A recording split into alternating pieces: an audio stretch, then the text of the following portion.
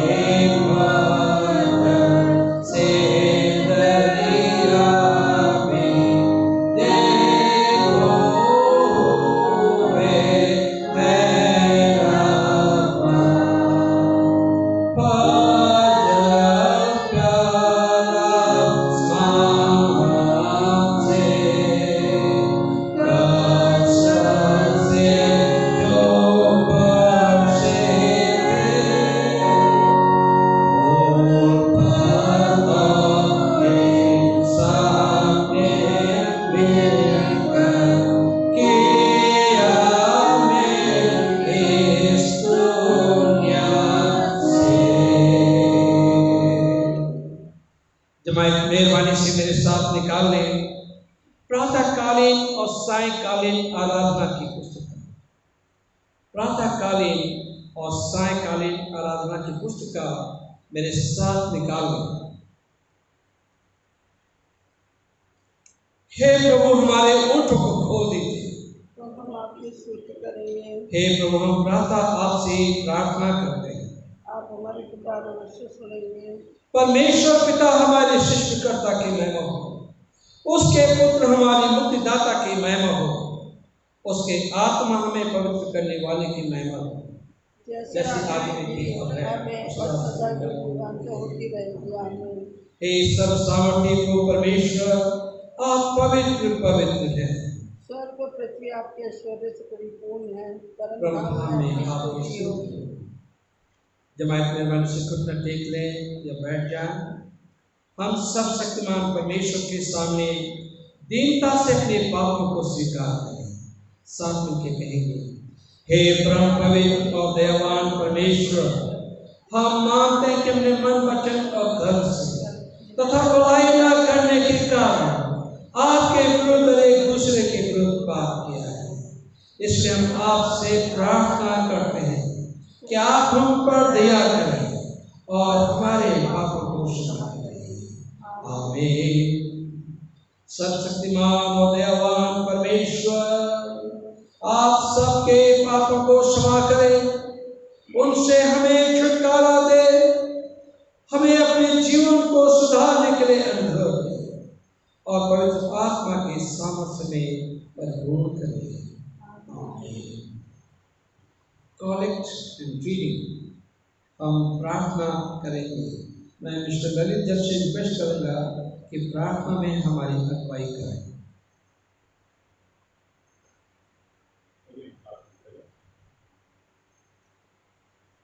हमारा जीवित दयालु पिता, हम हृदय से आपका धन्यवाद देते हैं जीवन की तमाम आशीष, विशेष करके खुदा हम आपका धन्यवाद देते हैं कि आपने प्रभु हमको आज का दिन दिखाया और हमारे जीवन में प्रभु तमाम आशीष दिन की जरूरत है।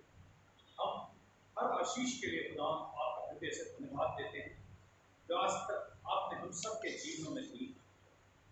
और खुदा प्रार्थना करते हैं जिस प्रकार से आपने हमसे प्रेम किया और इतना प्रेम किया कि अपने इकलौते पुत्र को इस संसार में भेज दिया ताकि हम गुनाह में न मरें वरन प्रभु उद्धार पा सकें। हम पिता परमेश्वर आपके प्रेम के लिए, आपके अनुग्रह के लिए, आपकी दया के लिए धन्यवाद देते हैं। और आपकी दया और आपका अनुग्रह जो प्रति घोर हम पे होता रहता है प्रभु, उसके लिए हृदय से धन्यवाद देते हैं। आज खुदा हम आपका हृदय से धन्यवाद देते हैं कि आपने खुदा फिर से ये दिन जो कि आपका दिन है खुदा हम सबको दिखाया है। हम पिता परमेश्वर प्रार्थना करते हैं पूरे हफ्ते भर हम इसे एक एक जन के साथ एक एक की सहायता और मदद करें। हम पिता परमेश्वर इस समय याद करते हैं अपने देश के उन लोगों को जो खुदा कोरोना से ग्रसित हैं, जो खुदा हॉस्पिटल्स में, जो खुदा उनके वेंटिलेटर्स में हैं। हमारी प्रार्थना है प्रभु आप दया करें, क्योंकि आप खुदा दया करने वाले परमेश्वर हैं। इसलिए बड़ी हिम्मत और ज्ञान के साथ आपके पास आए हैं प्रभु। आज सुबह और प्रार्थना कर रहे हैं कि प्रभु आप सब पे अनुग्रह करें और इस खुदा कोरोना वायरस से सबको मुक्ति दिला दें। हम पिता परमेश्वर इसके साथ साथ पूरे विश्व के लिए भी प्रार्थना करते हैं जहाँ कहीं भी जिस देश में भी खुदा ये कोरोना वायरस फैला हुआ है। हमारी प्रार्थना है प्रभु आप उस जगह पे, उस देश में खुदा पूरे कोरोना वायरस को प्रार्थना करते हैं प्रभु। अपने बिशप साहब के लिए, डायसिस के अधिकारी के लिए प्रार्थना करते हैं कि खुदा आप में खुदा की सेवा विश्वसनीयता से बनेगी। हम प्रार्थना करते हैं उन सब की अगुवाई करें जिनको खुदा इस आगरा डायसिस में खुदा का आपने रखा है कि वो पूरी आगरा डायसिस के जितने भी चर्चेस हैं ये देखभाल कर सकें। हम इस समय आपके खातिर तरीके से प्रार्थना करते हैं प्रभु जिन्हें आपने मॉरिसन चर्च में भेजा है कि वो अपनी सेवाएं दें। हम पिता परमेश्वर प्रार्थना करते हैं उनकी एक सेवा के लिए धन्यवाद देते हैं, उनके जीवन के लिए और प्रभु प्रार्थना करते हैं उनके परिवार के लिए। जबकि खुदा का आपने यहाँ रखा है और खुदा का आपने संभाला है। हमारी प्रार्थना है प्रभु पवित्र आत्मा उनकी अगुवाई करे और प्रभु पवित्र आत्मा के द्वारा खुदा उनकी जिंदगी और उनकी जिंदगी से जो भी वचन खुदा आपकी कलीसिया को मिलता है वो खुदा आपकी आत्मा में डूबा एक एक शब्द, ताकि खुदा हमको फिर से अपने जीवन को आपके वचन की आईने में देखने का अवसर मिल सके। हम अपनी जिंदगियों का मूल्यांकन कर सके, अपने जीवन में झांक सकें आपके वचन के जरिए। आज जितने भी लोग आपके कॉल में हैं या जितने लोग ऑनलाइन देख रहे हैं तो इस सबको आपके हाथ में सौंपते हैं। दयावान परमेश्वर आपसे प्रार्थना करते एक एक की अगुवाई करें। विशेष करके खुदा हम अपने बुजुर्गों के लिए प्रार्थना करते हैं जो कलीसिया के बुजुर्ग हैं, जो परिवार है और खुदा इस कोरोना वायरस की वजह से जो लोग भी आपके बंद उपस्थित नहीं हो पा रहे हैं। हमारी प्रार्थना है प्रभु जहाँ पर भी है उससे वहीं पर आप अपने वचन के द्वारा बातचीत करें। इस समय हम प्रार्थना करते हैं प्रभु आज के दिन के लिए खुदा विशेष करके खुदा आपके दास को आपके हाथ में सौंपते हैं प्रभु। और पूरी जो भी आराधना विधि है खुदा इस पूरी आराधना में हम पिता परमेश्वर आपको आमंत्रित करते हैं प्रभु आप हमारे बीच में उपस्थित हो जाएं, क्योंकि आपने कहा जहाँ 2 या 3 मेरे नाम में इकट्ठे होते हैं उनके बीच में। और हमारे विश्वास है कि आप हमारे मध्य में हैं और खुदा आप हम सबकी अगुवाई करें। ये प्रार्थना हम करते हैं यीशु मसीह के नाम से। जमायत मेहरबानी से अपने अपने स्थानों पे जहाँ पे भी आप हैं अपने स्थानों पे खड़े हो जाएं परमेश्वर को आदर और महिमा देने के लिए। और हम कोरस गाएंगे, कुछ इंग्लिश और हिंदी कोरसेस को हम गाएंगे। I will enter his gates with thanksgiving in my heart. I will enter his courts with praise. I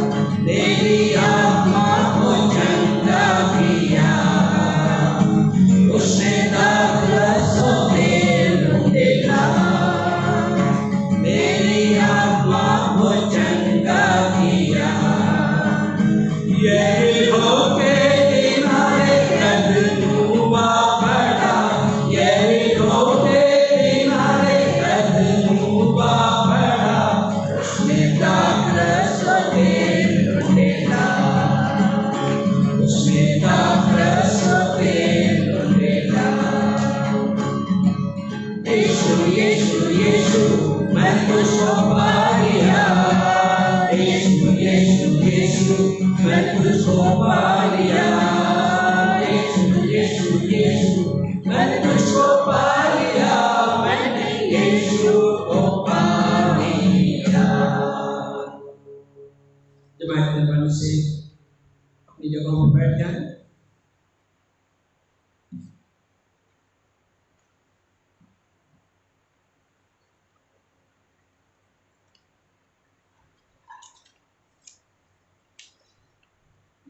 इंजील का पाठ लिया गया है मत्ती की इंजील उसका 7वां अध्याय। Gospel according to Saint Matthew, chapter 7, from verse 21 till verse 29। यहाँ इस प्रकार से लिखा हुआ है,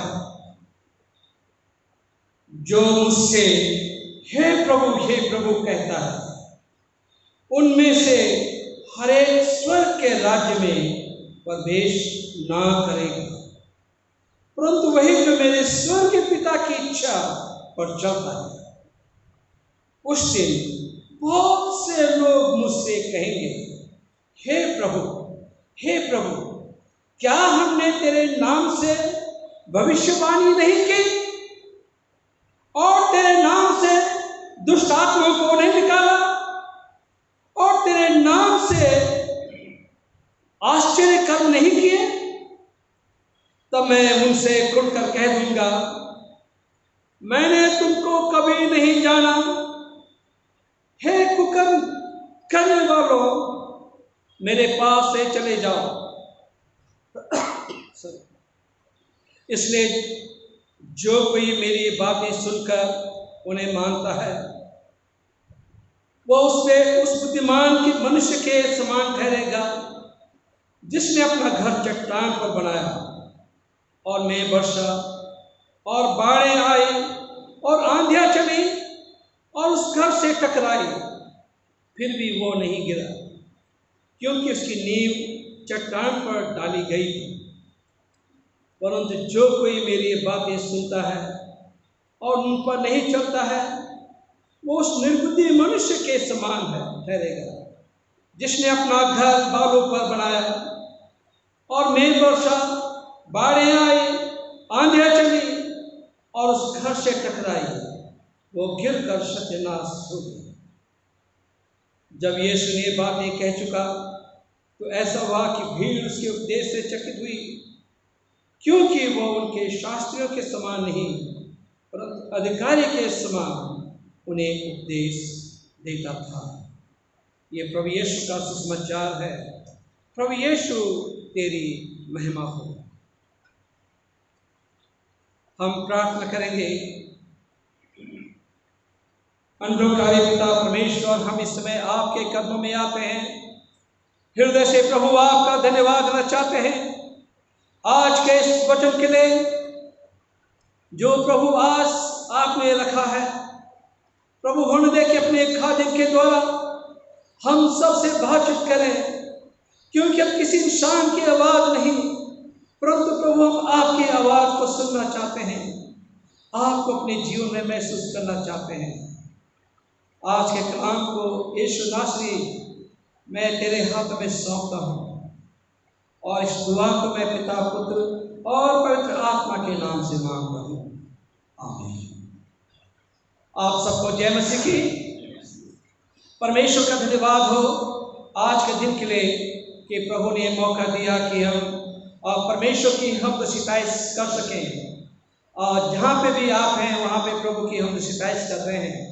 कलाम बताता है कि जहाँ पे भी मेरे नाम से लोग 2 या 3 जन इकट्ठे होते हैं, मैं वहाँ पे उपस्थित होता हूँ। हमारा विश्वास है कि यहाँ पे भी और जहाँ पे वचन सुन रहे होंगे, आज मेरी प्रार्थना है कि वहाँ पे भी परमेश्वर की उपस्थिति पाई जाए। आज हम सर्मन माउंट से देख रहे हैं, इन पिछले दिनों से रीडिंग्स जो हैं मत्ती की इंजील 5 अध्याय से शुरू हुई और आज 7वां अध्याय पे ये रीडिंग है और इसमें पहाड़ी उपदेश है। प्रभु यीशु पहाड़ पे चले गए और इत्मीनान से बैठ के वहां पे लोगों को परमेश्वर का वचन, परमेश्वर के राज्य के बारे में बता रहे हैं कि कौन है जो परमेश्वर के राज्य में प्रवेश कर सकता है। प्रभु यीशु कहते हैं, लोग कहेंगे, हे प्रभु, आखिरी दिनों में कहेंगे, हे प्रभु, मैंने तेरे नाम से भविष्यवाणी की। भविष्यवाणियां की, इसका मतलब यह नहीं है कि कोई परमेश्वर के राज्य में प्रवेश कर देगा, क्योंकि खास बात है जो मैं अपनी कलीसिया को हमेशा बताता हूं कि build your relationship with God, खुदा के साथ अपने संबंध अच्छे बनाइए। और जब तक हमारे संबंध अच्छे नहीं हैं, आप कुछ भी कार्य करें, हो सकता है कि जब हम वचन बोलते हैं तो वचन काम करता है, वो हम काम नहीं कर रहे हैं, हमारी सामर्थ्य नहीं बोल रही है, हमारी ताकत नहीं बोल रही है। अगर हम कोई चंगा हो रहा है, हमारी सामर्थ्य से कोई चंगाई नहीं, किसी को चंगाई नहीं हो रही है। खास बात है हमारे संबंध खुदा के साथ अच्छे। अभी मैं सुबह देख रहा था, नाबाल के बारे में देख रहा था मैं, उसने बहुत अच्छी भविष्यवाणी मसीहा के बारे में की थी, परंतु उसी मुंह से उसने खुदा के लोगों को कर्ष किया। क्या एक ही सोते से मीठा और खारा पानी निकल सकता है? एक ही मुंह से उसने मसीहा की एक बहुत अच्छा भविष्यवाणी की और उसी मुंह से जो है उसने परमेश्वर के लोगों को श्राप। हम फिर पाते हैं साउल के बारे में। साउल को कहते हैं कि वो भी भविष्यवक्ता था, वो भविष्यवक्ताओं के बीच में रहा और उसने भविष्यवाणियां की, परंतु बाद में उसके ऊपर में दुष्ट आत्मा आ गई। उसने खुदा का कहना नहीं माना, दुष्ट आत्मा आ गई और उसकी कॉन्सिक्वेंस उसे भोगनी पड़ी। तो कई लोग कहेंगे कि प्रभु, मैंने तेरे नाम से बड़े बड़े चमत्कार किए, कहेंगे प्रभु, मैंने दुष्ट आत्माओं को निकाला तेरे नाम से, कहेंगे प्रभु, मैंने बहुत प्रचार किया तेरे नाम से, परंतु इसका मतलब ये नहीं है कि हम परमेश्वर के राज्य में प्रवेश करेंगे। परमेश्वर के राज्य में प्रवेश करने के लिए जो है हमारे संबंध जो है यीशु के साथ, परमेश्वर के साथ अच्छे होने चाहिए। एक बात तो ये प्रभु यीशु बताता है कि लोग अक्सर धोखा खा लेते हैं।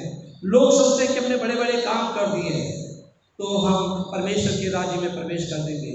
उन बड़े बड़े कामों से परमेश्वर को मतलब नहीं है। परमेश्वर को मतलब है आपके जीवन से। परमेश्वर का मतलब है हमारी जो संबंध खुदा के साथ है, आपके संबंध जो खुदा के साथ है, उससे परमेश्वर का मतलब है।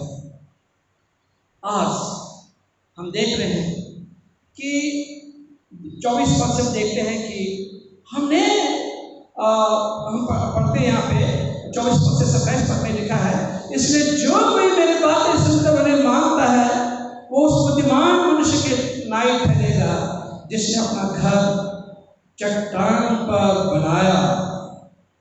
और मैं वर्षा, बाढ़ आई और आंधियां चली और उस घर पर टक्कर लगी, परंतु वो नहीं गिरा क्योंकि उसकी नींव चट्टान पर डाली गई थी। परंतु जो कोई ये मेरी बातें सुनता है और उन पर नहीं चलता है, वो उस निर्बुद्धि मनुष्य के नाई ठहरेगा जिसने अपना घर बालू पर बनाया।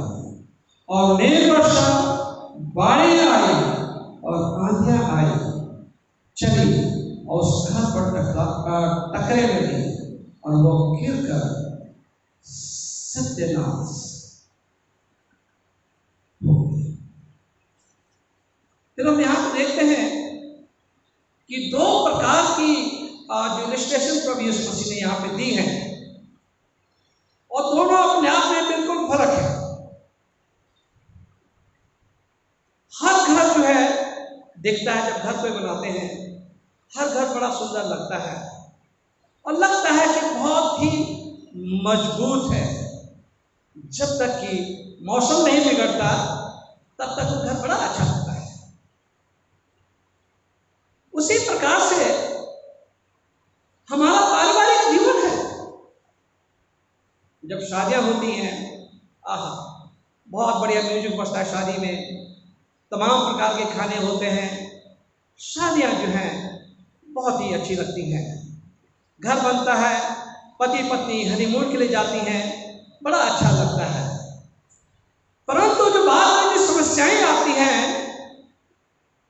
जब छोटे छोटे तूफान जब पारिवारिक जीवन में आते हैं, तब पता चलता है कि क्या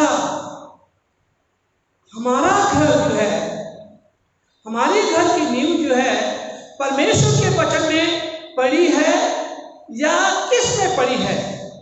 इस बात को समझना जो है बहुत जरूरी है। और हमारी नींव जो है, हमारी पारिवारिक नींव जो है परमेश्वर के वचन में होनी चाहिए। नहीं तो आंधी आएगा, छोटी सी आंधी में, छोटे से तूफान में घर टूट जाएगा। अक्सर जो है घरों में, परिवारों में डिवोर्स हो जाते हैं छोटी छोटी लड़ाइयों से, क्योंकि उनके घर जो है उनका जो नींव है वो परमेश्वर का वचन नहीं है। परमेश्वर के वचन को उन्होंने अपनी नींव नहीं बनाई है।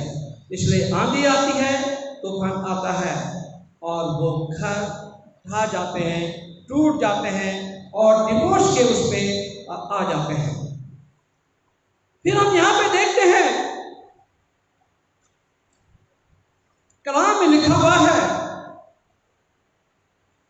एसाया नबी की किताब उसका 28 अध्याय उसके 16 पद में लिखा है, इसलिए प्रभु यूं कहता है, देखो मैंने सिय्योन में नींव का पत्थर रखा है, एक परखा हुआ पत्थर, कोने का अनमोल और अति दृढ़ नींव के योग्य पत्थर है। जो कोई विश्वास रखे वो उतावली ना करे। वो नींव है प्रभु यीशु। क्या हमने अपने परिवार की नींव यीशु में रखी है या नहीं रखी है? नहीं तो छोटी छोटी समस्याओं पे जो है हमारे परिवार जो है खराब हो सकते हैं, हमारे परिवार जो है टूट सकते हैं। फिर नीति वचन उसका 12 अध्याय उसके 7 पद में लिखा है, the house of the righteous stands firm. जो धर्मी लोग होते हैं उनके घर स्थिर रहते हैं, क्योंकि वो उनकी घर की नींव जो है परमेश्वर का वचन है। उनकी नींव जो है परमेश्वर में है। घरों में प्रार्थनाएं होती हैं, घरों में जो है कलाम को पढ़ा जाता है और घरों में कहा जाता है कि हम परमेश्वर के वचन के अनुसार चलें, तो वो घर जो है मजबूत रहेगा। और जिन्होंने अपने जीवन को, अपने संबंधों को परमेश्वर के साथ अच्छा किया है, वो घर जो है स्थिर रहेगा। परंतु दुष्ट लोगों के घर ऐसे नहीं होते हैं। दुष्ट लोगों के घर उल्टे होते हैं, वो टूट जाते हैं, बर्बाद हो जाते हैं और बिखर जाते हैं। तो हम लोगों की श्रेणी कैसी है? क्या हमने अपने घरों को बालू में बनाया या चट्टान पे बनाया? हमारे घर की फाउंडेशन क्या है? यीशु है या दुनियाई निकम्मी धूमधाम है? क्या वो हमारी जो नींव है? For both people in this parable, there is a choice to be made. This is the only difference. One man chooses to build on sand. एक आदमी अपने घर को बालू में बना लेता है, बिना सोचे समझे, बिना कॉन्सिक्वेंस की सोचे समझे अपने घर को बालू में बना देता है। और this is the only difference कि एक आदमी ने जो है अपना घर चट्टान पे बनाया और दूसरे ने अपना घर बालू पे बनाया। What kind of foundation are you building on? अपने परिवार की हम लोग कैसी नींव रख रहे हैं? क्या हमारी नींव जो है यीशु है, परमेश्वर का वचन है जो स्थिर रहता है, या हमारी नींव बालू पे है जहाँ पे छोटे आंधी तूफान आते हैं, छोटी समस्याएं आती हैं और घर टूट जाते हैं, घर बर्बाद हो जाते हैं। आज ये संदेश उन परिवारों के लिए भी है जिन परिवारों में पारिवारिक समस्याएं हैं और जिन परिवारों में छोटी बातों की वजह से घर टूट रहे हैं, डिवोर्स तक नौबत आ रही है, बच्चे और माँ बाप जो हैं अलग अलग हो रहे हैं। तो ये जो वचन जो है उनके लिए भी है। जो घमंड करते हैं कि हमारे पास बहुत पैसा है, वचन बताता है मनी इज सैंड, पैसा जो है बालू है। कई बार हमारे पास सब कुछ होता है, बालू भी, पैसा भी होता है, हमारे पास सब कुछ होता है, परंतु हम उस पैसे का ठीक से इस्तेमाल नहीं कर पाते। वो इसलिए इस्तेमाल नहीं कर पाते क्योंकि वो बालू है। परंतु अगर वही पैसा अगर सही इंसान के पास है, वो वही पैसा जो है सही कामों में खर्च किया जा सकता है, लोगों के जीवनों को बनाने में इस्तेमाल किया जा सकता है, लोगों की जिंदगियां बेहतर हो सकती हैं उसी पैसे से, उसी धन से। नहीं तो वही धन जो है वो बालू के किनकों के समान है, बालू की तरह है, और जब भी आंधी, छोटी मोटी आंधी तूफान आती है और वो घर जो है ढह जाता है। स्टॉक मार्केट, कुछ लोग सोचते हैं कि स्टॉक मार्केट में आप अपना पैसा लगा देंगे और हम बड़े आराम से खाएंगे, और स्टॉक मार्केट भी जो है एक प्रकार का आंधी तूफान है, वो आपके पैसे को उड़ा ले जाता है। और कई बार इसी वजह से लोग आत्महत्या भी कर लेते हैं, क्योंकि अपना धन जो है वो ऐसी थैली में डालते हैं जिसमें छेद है, वो डालते जाते हैं, वो पैसा गिरता जाता है, वो डालते जाते हैं, गिरता जाता है, और वो पैसा वो कभी थैली भरती नहीं है। इसलिए जो है जो आपके पास धन है उसे सही कामों में इस्तेमाल करें, परमेश्वर की सेवा में इस्तेमाल करेंगे, और तब देखेंगे आप कि परमेश्वर आपको कितनी आशीष देगा।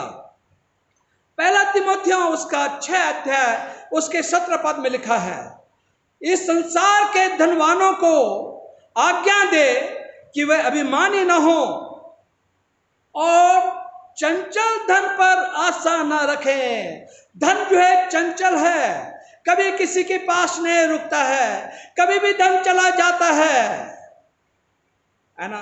जब डिमोनेटाइजेशन हुआ उस समय हम देखते हैं कि बहुतों के पास बहुत धन था, बोरियों की बोरी भरी थी उनकी, और जैसे लोग राशन पानी रखते हैं वैसे उन्होंने वो बोरियों की बोरी पैसे रखे हुए थे। परंतु जब डिमोनेटाइजेशन हुआ तो उनका जो धन था वो भूसा हो गया, मिट्टी हो गई, राख हो गई, कई लोगों ने उस धन को जलाया। ऐसी नौबत क्यों आने देते हैं? क्या उसी धन को अगर किसी अच्छे काम के लिए इस्तेमाल होता तो कितना अच्छा होता, किसी इंस्टीट्यूशन के लिए इस्तेमाल होता, किसी गरीब की जिंदगी को बिल्डअप करने के लिए होता, या किसी गरीब को खाना दिया होता, या परमेश्वर की सेवा में लगाया होता, तो धन खाक नहीं बनता, वो धन जलाना नहीं पड़ता। इसलिए लिखा, संसार के धनवानों को आज्ञा दे कि वह अभिमानी न हो, अपने धन पे घमंड न करें और चंचल धन पर आशा न रखें, परंतु परमेश्वर पर जो हमारे सुख के लिए सब कुछ बहुतायत से देता है। हमारा परमेश्वर जो है हमारे सुख के लिए जितना हमें चाहिए वो हमारा परमेश्वर उतना हमें सब कुछ देता है। अक्सर क्या होता है कि हमें ऑक्सीजन की कितनी, फ्रेश ऑक्सीजन की कितनी जरूरत है, प्रभु फ्री में देता है। जो जरूरतें होती प्रभु में देता है, अच्छी सेहत परमेश्वर में देता है, जीवन हमें परमेश्वर देता है, अनंत जीवन हमें परमेश्वर देता है। ये पैसा नहीं दे सकता है। अगर पैसा जो है, धन जो है, इंसान की ज़िंदगी को बदल सकता और इंसान की ज़िंदगी को बेहतर बना सकता, तो कई फिल्म स्टार जो हैं सुसाइड नहीं करते, आत्महत्या नहीं करते। कई धनवान व्यक्ति जो हैं आत्महत्या नहीं करते। दूसरा तीमुथियुस उसका दूसरा अध्याय और उसके 19 पद में लिखा है, तो भी परमेश्वर की पड़ी नींव बनी रहती है और उस पर यह छाप लगी है कि प्रभु अपने अपनों को पहचानता है। जो कोई प्रभु के नाम लेता है वो अधर्म से बचा रहे। जो कोई प्रभु का नाम लेता है, जिसने अपनी नींव प्रभु के वचन में डाली है, तो वो बचा रहेगा, इस कोविड-19 से बचा रहेगा, सारी परेशानियों से बचा रहेगा, और ये स्टॉक मार्केट्स के दोस्त होने से भी बचा रहेगा, और इकोनॉमिक स्ट्रेस से बचा रहेगा, डिवैल्यूएशन ऑफ स्टॉक मार्केट से बचा रहेगा। आजकल जो स्मॉल बिजनेस ऑनर हैं वो लोग चिंतित हैं।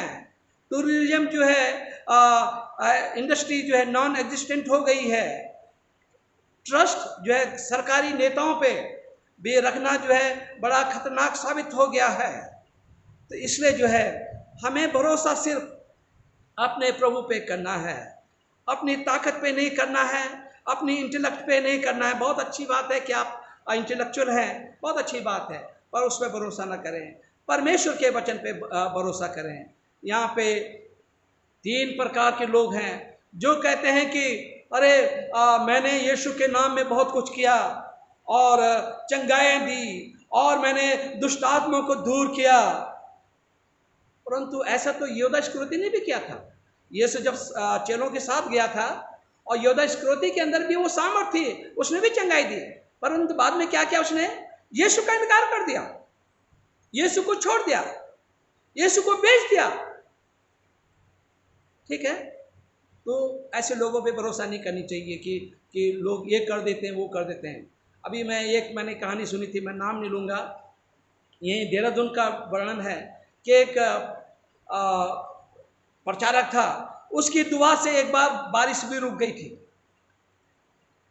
और बाद में अडल्ट्री में पाया गया। अब हमेशा के लिए जीवन खराब। तो एक ही सोते से 2 पानी कैसे निकल सकते हैं? खारा पानी और मीठा पानी कैसे निकल सकता है? इन चीज़ों से सावधान रहने की जरूरत है। हम अपनी सामर्थ्य से कुछ नहीं कर सकते हैं और हर बात में परमेश्वर को महिमा देनी चाहिए, हर बात में परमेश्वर की स्तुति महिमा करनी चाहिए। ये सामर्थ प्रभु की है। अगर किसी को चंगाई का दान है, ये सामर्थ प्रभु की ओर से है और परमेश्वर को महिमा जानी चाहिए, हमें महिमा नहीं जानी चाहिए। तो मैंने अभी दृष्टांत बताया, बालाम ने प्रोफेसी की थी, बाद में उसने खुदा के लोगों के खिलाफ ही भविष्यवाणी कर दी, और साउल ने भविष्यवाणी की, वो बाद में उसके ऊपर में दुष्ट आत्मा उतर आई। ठीक है, तो इन सब चीज़ों से हमें सावधान रहने की ज़रूरत है। यूदा ने भविष्यवाणी की, यूदा को भी सामर्थ्य मिली थी और उसने यीशु का इनकार किया। ब्यूटी इज सैंड, अपनी सुंदरता पे भी घमंड न करें, वो भी बालू है। You get old and wrinkle, storm is old age, है ना। तो इसलिए जो इन पे भरोसा नहीं करना चाहिए और किसी भी चीज़ पे भरोसा नहीं करना चाहिए। हमारी जीवन की फाउंडेशन जो है यीशु होनी चाहिए। अगर हमारी लाइफ की फाउंडेशन यीशु है तो हम स्थिर रहेंगे। अगर हमारे संबंध यीशु के साथ अच्छे हैं और कॉन्स्टेंटली अच्छे हैं, तो हमारे जो हमारी घर की नींव, हमारी जीवन की नींव, आत्मिक नींव जो है स्थिर रहेगी। इसलिए पौलुस कहता है कि एक दिन से बाइबल पढ़ने की पढ़ लिया फिर छोड़ दिया, तो ऐसा नहीं होता है। एक दिन प्रार्थना किया बाद उसके बाद छोड़ दिया, एक बार चमत्कार किया फिर छोड़ दिया, ऐसा नहीं होता है। पौलुस कहता है you work out your own salvation every day, अपने उद्धार के लिए हर दिन काम करो। और ये भी लिखा है, जो मेरा फेवरेट वर्ड है, जो मैं आपको हर बारी बताता हूँ, यूहन्ना 15:7 में लिखा है, यदि तुम मुझ में बने रहोगे तो मैं तुम में बना रहूंगा और तुम जो चाहो मांगो वो सब कुछ तुम्हारे लिए हो जाएगा। तो बेहतर की बात, बेकार की बातों पे भरोसा ना करें, यीशु पे भरोसा करें और अपने परिवार के फाउंडेशन को जो है प्रभु यीशु मसीह में रखें, वचन में रखें, और आपकी नींव जो है स्ट्रांग रहेगी, आपका परिवार स्ट्रांग रहेगा, परिवार टूटने से बच जाएगा, डिवोर्स होने से बच जाएगा, परिवार कलेशों से बच जाएगा। हमें अपने मसीह जीवन में बहुत ही केयरफुल रहने की ज़रूरत है, आत्मिक जीवन में केयरफुल रहने की ज़रूरत है। जहाँ खतरा है वहाँ से भाग जाओ, जहाँ आत्मिक खतरा है वहाँ से भाग जाओ, दौड़ जाओ वहाँ से, और वहाँ पे बिल्कुल खड़े मत हो। और किसी ने कहा है कि नेवर प्ले विथ फायर, आग से मत खेलो। अक्सर हम लोग आग से खेल लेते हैं और वो आग हमें जला देती है। तो somebody said never play with fire, आग के साथ खिलवाड़ मत करो। परमेश्वर आप सबको आशीषित करें। अपने घर की नींव यीशु को बनाइए, अपने घर की नींव यीशु को बनाइए, तब आप देखेंगे कि आपका घर कैसा मजबूत रहता है। चाहे परेशानियों के कितने बादल आ जाएं, कितनी आंधी तूफान आ जाएं, हमारा घर जो है स्टेबल रहेगा और स्थिर रहेगा। और इसलिए जो है यीशु पे विश्वास करने की ज़रूरत है फेथ ऑन जीसस, और यीशु सब कुछ हमारे लिए करेगा, हमारी चिंताओं को भी दूर करेगा, हमारी परेशानी को, पारिवारिक समस्याओं को भी दूर करेगा, हमारी जो ज़रूरतें हैं वो भी सारी ज़रूरतें प्रभु पूरा करेगा। ये मेरा जीवन का अनुभव है कि प्रभु हमारी एक एक ज़रूरत को पूरा करता है, और परमेश्वर का धन्यवाद है, धन्यवाद हो कि छोटी छोटी ज़रूरतों की परमेश्वर चिंता करता है।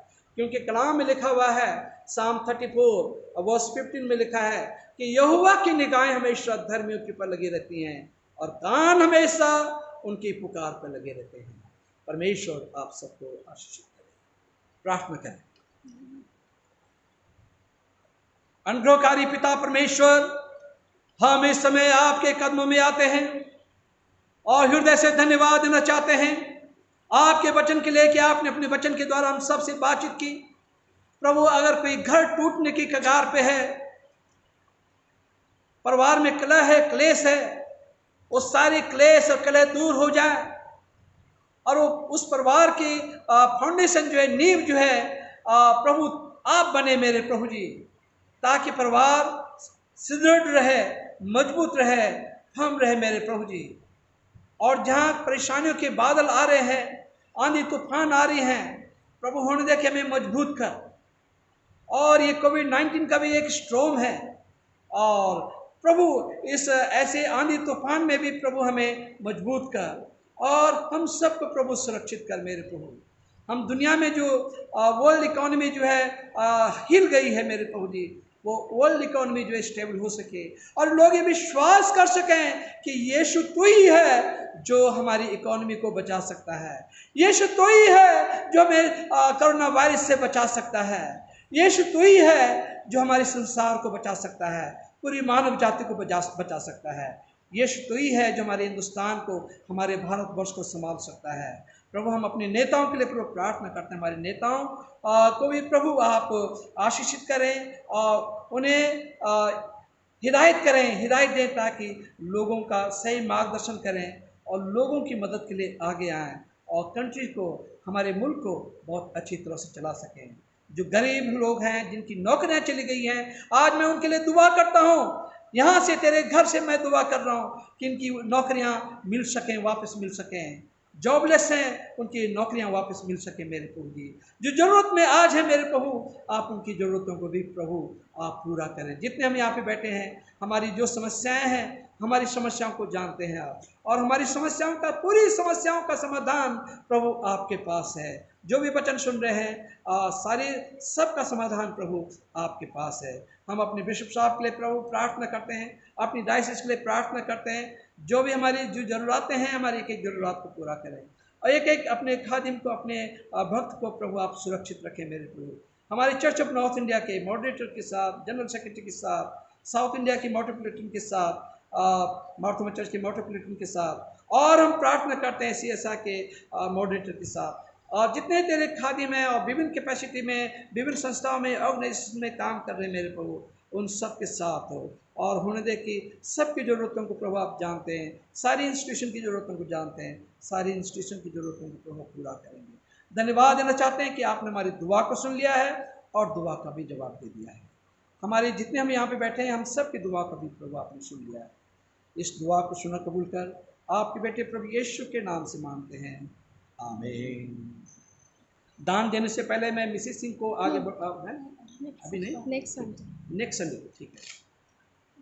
हम दान देंगे, अभी अपने अपने दान को देंगे।